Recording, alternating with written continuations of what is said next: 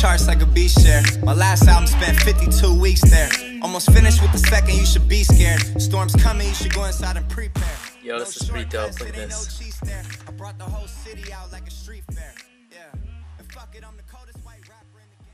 I saw Denzel Washington on TV the other day. He's a real good looking man. Man, I remember when me, him, and Wesley Snipes were young back in the 80s.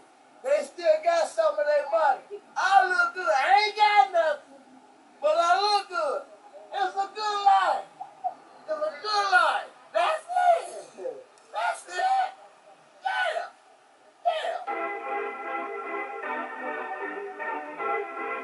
Yeah. So this new Drake video just dropped about an hour ago, or maybe it didn't. Maybe I'm wrong. Well, no, I think I'm right. It dropped like recently, today for sure. And said the budget was $996,000, and instead of spending it on making the video for it, they gave it all away to charity. I think that's amazing. Like, I mean, obviously it's like, you know, I'm sure it feels good and it's very helpful, but he's gonna get that money back like tenfold. Obviously, he makes a lot of money, and this is great publicity. But I still think it's great, even if there is an ulterior motive. It's great because the people that he helped were still helped. The organizations, the causes, the charities, and it's going to inspire other people to do the same thing. So a lot of people like bag on social media because if somebody does a good deed and then they film it and then they put it up, then it's like, oh, you just did that for views or for likes or whatever. But in my opinion, even if they did just do it for views or likes, the person that was the recipient of the good work or the charity or the money or whatever it might be still received it and still you know, got the benefit from that. The people that are also going to watch it may be inspired to do something, and whether they film it or don't film it or just do whatever, you know, you're still creating more good. And in the universe, that's what we need. We need more good works, more good acts, more charitable acts. I've been moving calm, don't start no trouble with me. Okay, so if you watched my last video, then you saw I saw Black Panther last night, and I'm actually giving away a copy of Black Panther #1. This is Marvel Knights from 1997, #1 issue. I have 2 of these, so I was like, oh, might as well give one away. I like doing giveaways. Some people talk crap about giveaways, like, oh, you just do giveaway. Oh, this is funny because it kind of ties in with what I was saying. But anyway, that had nothing to do with that. I literally was just watching this video, and then it just, anyway. So, I gave my review of the movie last night, and then having like a whole night to think about it, wake up, read some other stuff. I still think like I had my expectations set a little bit too high. With certain people were saying that like, oh, this is the best Marvel movie ever made, and I think that's where I went wrong, because Black Panther's not even my favorite character. T'Challa is kind of a jerk. I said that in the last video, and they made him actually a lot more likable in this movie. Like I could relate. There was definitely a softer side, and without any spoilers, you kind of see how he evolves during the movie. There's actually a comic book scene. Wakanda actually has the cure to cancer, but due to not trusting the West, the Western world and society, they don't give it to anybody. They don't hang on. They just keep it to themselves, because that's how Wakanda is in the books. Like I said, T'Challa is a jerk. He literally has the cure to cancer, but doesn't give it to the Western society because they think it'll be misused or like sold for profit or weaponized or whatever. Anyway, so that's where like I took these reviews that I had seen already and was like, oh man, this movie's gonna be incredible.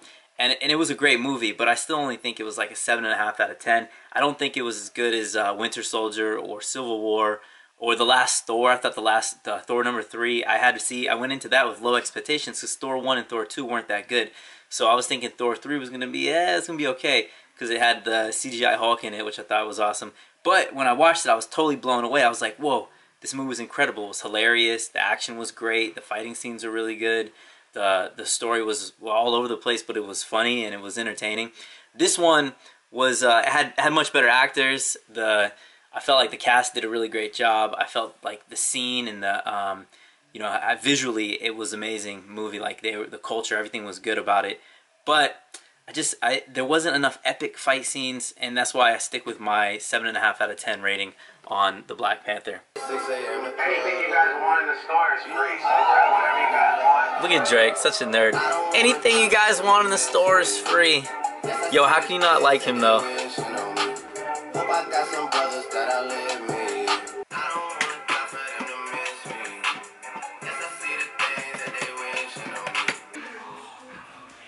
So tired. It's Saturday morning, 8:45.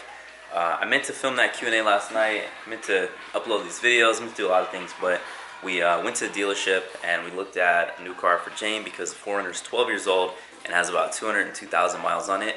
That ended up taking a lot longer than I thought. I mean, we just went to look. So we looked at the new 4Runners and we looked at Toyota Sequoia.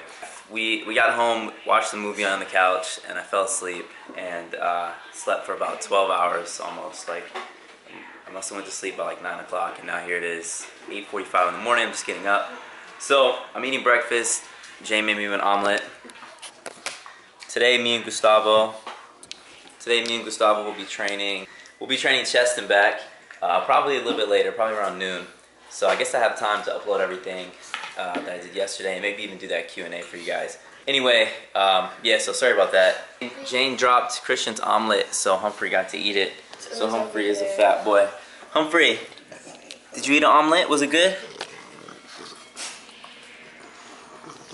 Goodness, how good does this look? So I have oatmeal, peanut butter, and frozen berries from Costco, and I mixed it all together. I hope it tastes as good as it looks. I have a feeling it's gonna taste really good.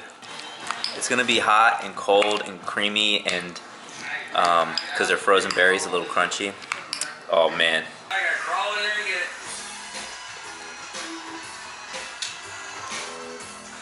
He looks like a human. He looks like a human. How far back? You reckon it is? No! This first door. Corbin's literally gonna win now.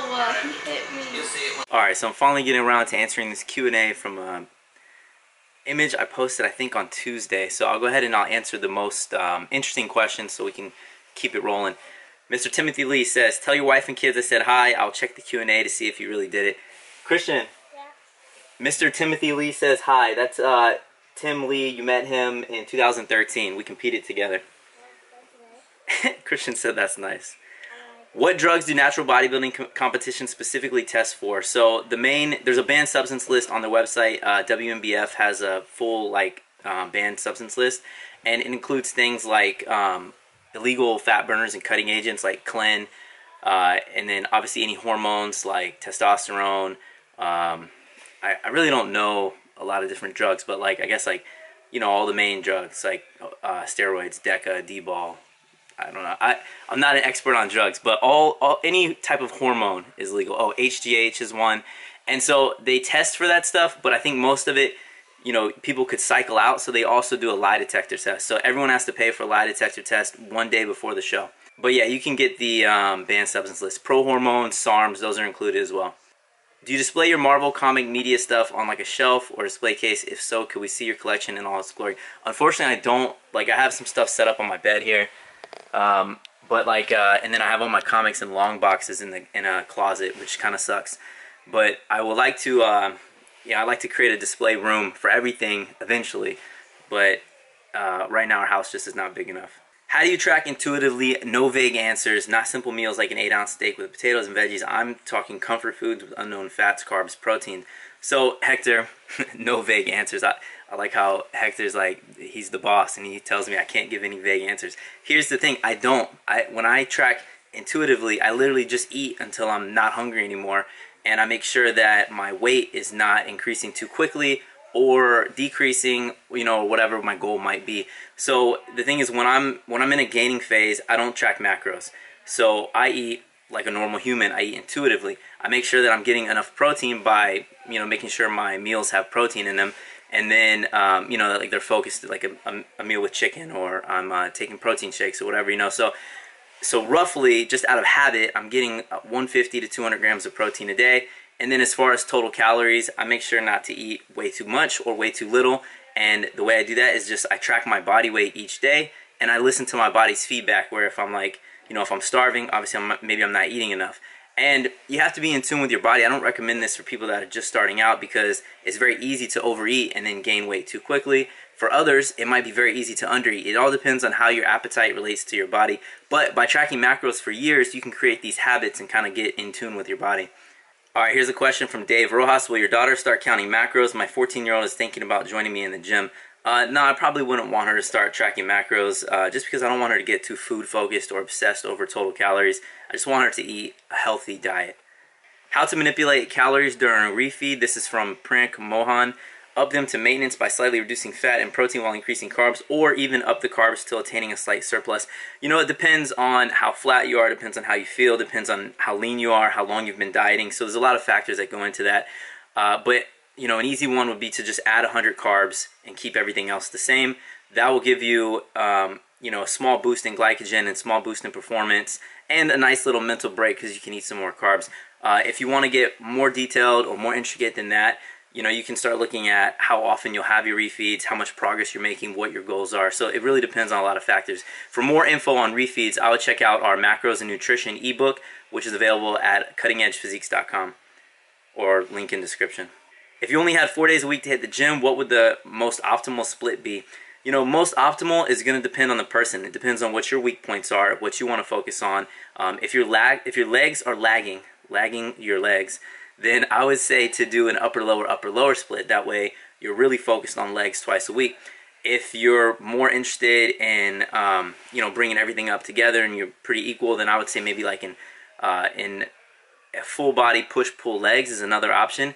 And then a third option would be an upper lower push pull with the pull with the pull being deadlifts and hamstrings in addition to your back. That way you're getting a full upper day, a full lower day, then you're getting a full push day, and then a pull day that also includes some legs as well.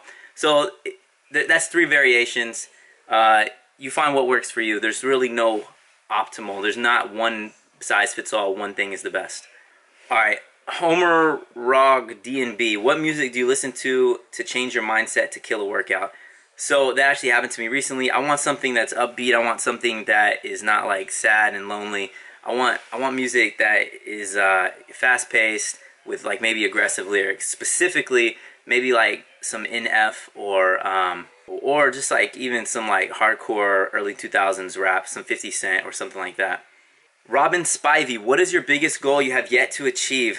That's a good question. I don't know about biggest goal, but one of my goals that I've yet to achieve is to do well in a pro show. Now, I've only done one pro natural bodybuilding show so far, so you know, it's not like I've had a lot of time to, it's not like I've attempted this 10 times and failed, but this year, you know, that's one of my biggest goals is I want to do well in my weight class in a pro show. Killing It Man, all-time favorite video game, movie, and TV show, XDLAFX. And I responded to this and said there's so many, these are my favorite questions, I have so many, I'll have to think about it. And here I am, I didn't actually think about it. But as far as movies, I have a lot of favorites, like, you know, Scarface is a classic. I really like Fight Club, Memento, just movies that really like make you think. Like lots of time travel movies I really like, but I wouldn't say that they're like the most well made most of the time. So I don't know, it's hard to say like what my one all-time favorite is. And then as far as TV show, there's so many good TV shows. There's like older classic shows that I really enjoyed that were not all like, they wouldn't be rated that good. Like Dark Angel with Jessica Alba was a great show. Short-lived, but great show. But obviously, like you compare that to something like Game of Thrones, and Game of Thrones is like such a great show. Breaking Bad, Walking Dead is pretty good, although the last couple seasons have been a lot slower. And then favorite video game of all time, I don't know, it's hard to say. Chrono Trigger is really good. Maybe Final Fantasy 4, Final Fantasy 6.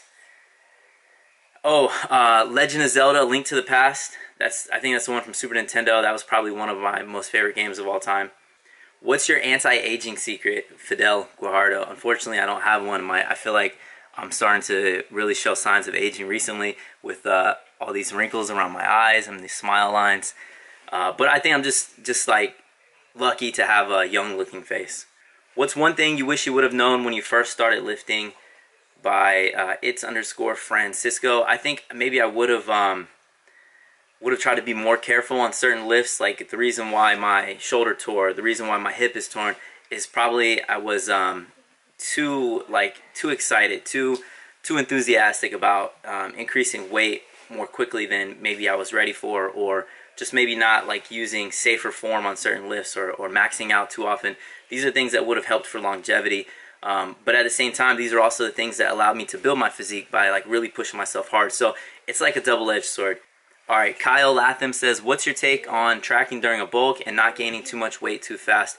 So if you're the type of person that's going to put on weight way too quickly, or you're not as experienced, then I definitely recommend tracking your calories during a bulk and making sure that you're not gaining more than 2 to 3 pounds a month, depending on, you know, how long you've been lifting and how much you weigh. But if you're completely capable of eating in moderation and still making progress and still having enough energy and feeling good, then I think you're completely fine eating intuitively in the off season while you're gaining.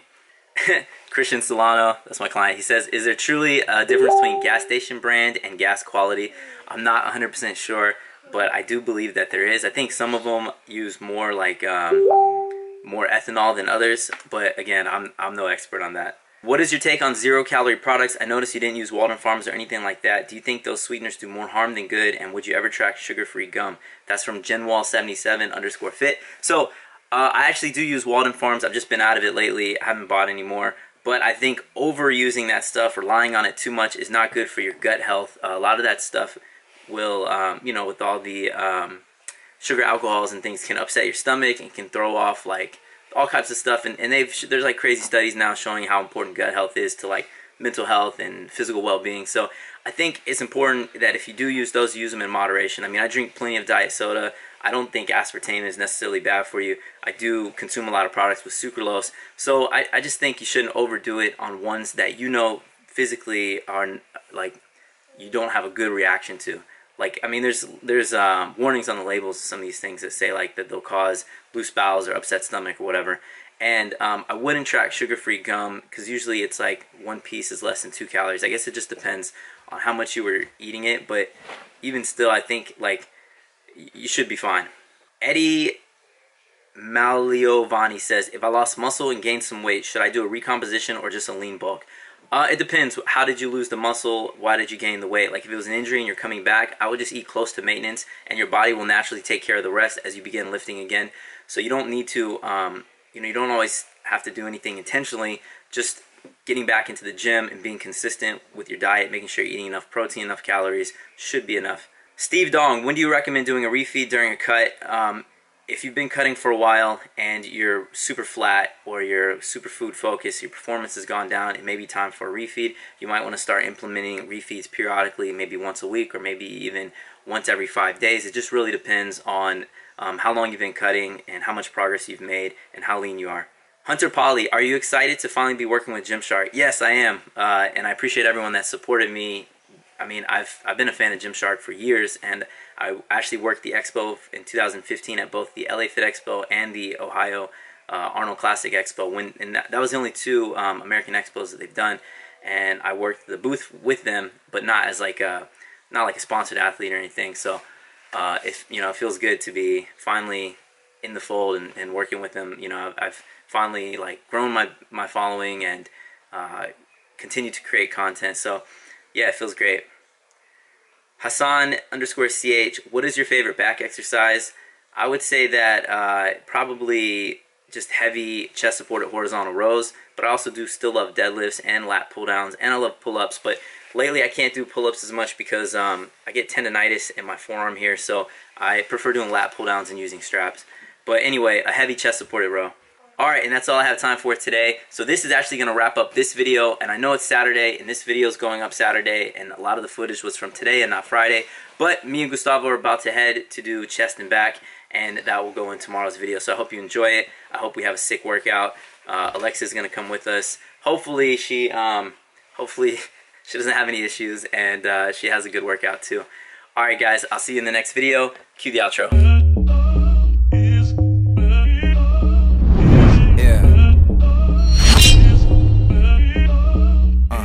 Been sitting on the charts like a beach share. My last album spent 52